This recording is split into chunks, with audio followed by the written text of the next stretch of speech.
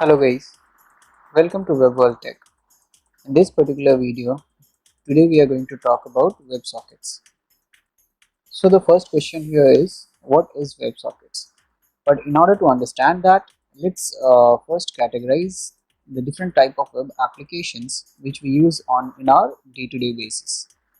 So in order to do so, we can categorize the different web applications as at a very high level that those type of applications which has the very high frequency of data updates on their UI.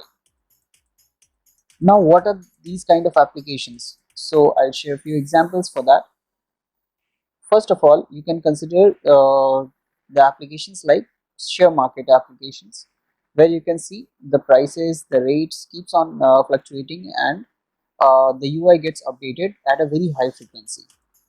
The second category can be the chat-based applications, where you do a chat with your friend, and the data gets updated simultaneously from both the directions, from both the sides.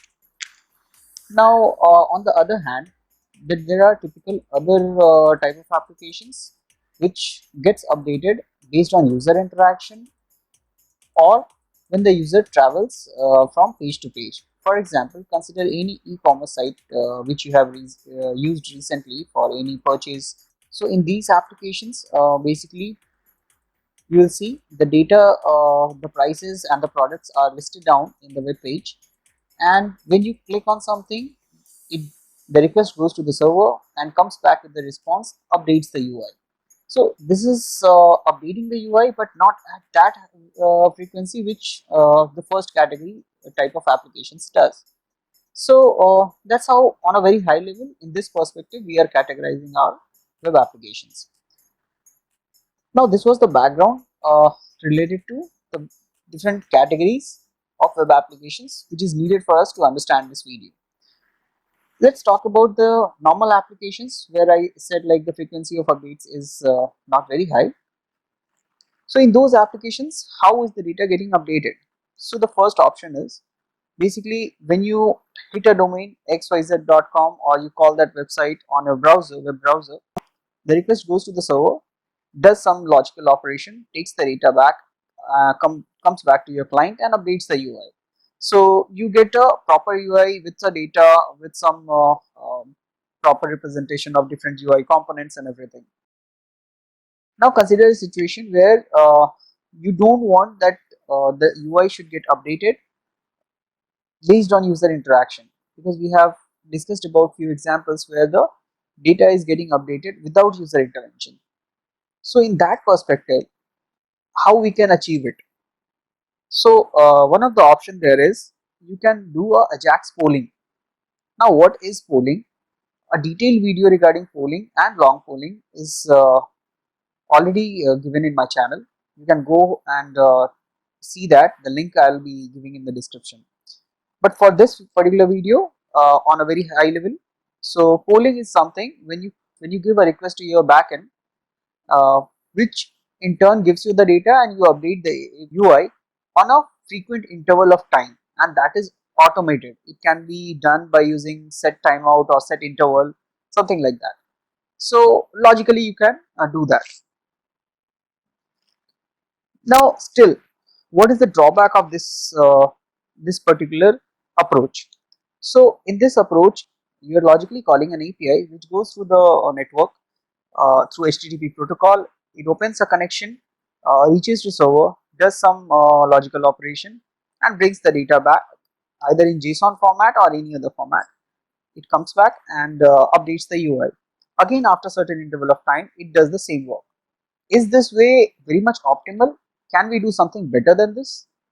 Now there the answer comes that yes, we can do it with WebSockets.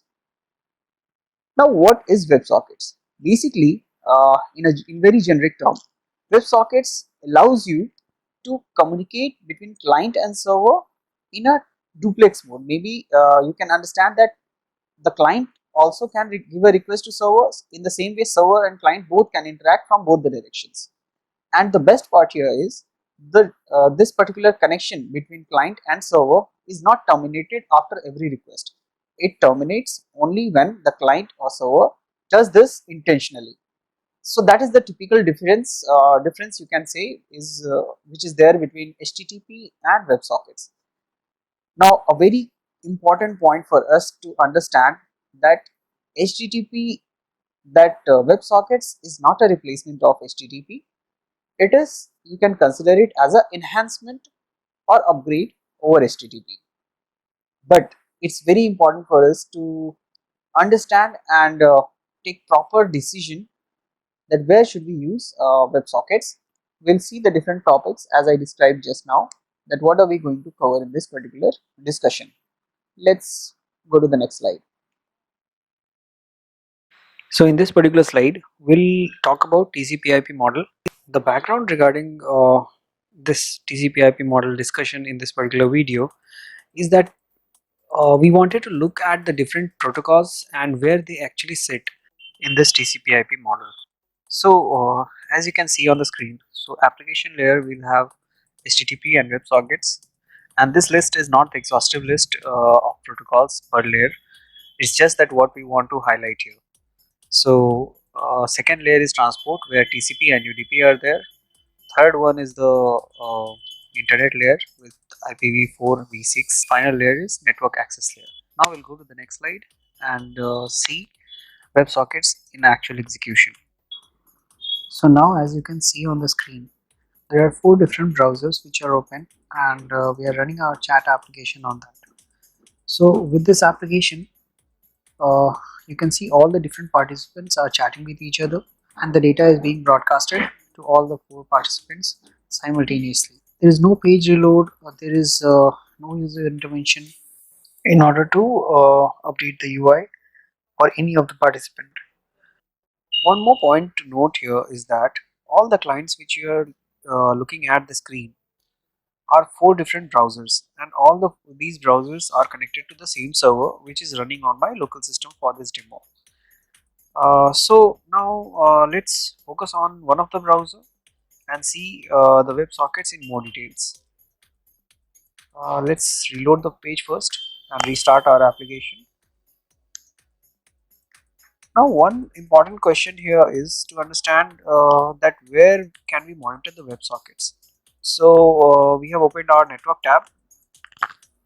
So in order to check this, inside network tab you will see there are multiple options, XHR and script, static files, and all those things are there. There is an option of WSDAM. Now WS refers to WebSocket, and you'll get all the details regarding WebSockets, requests, and the connection, the message transfer, everything inside this particular tab.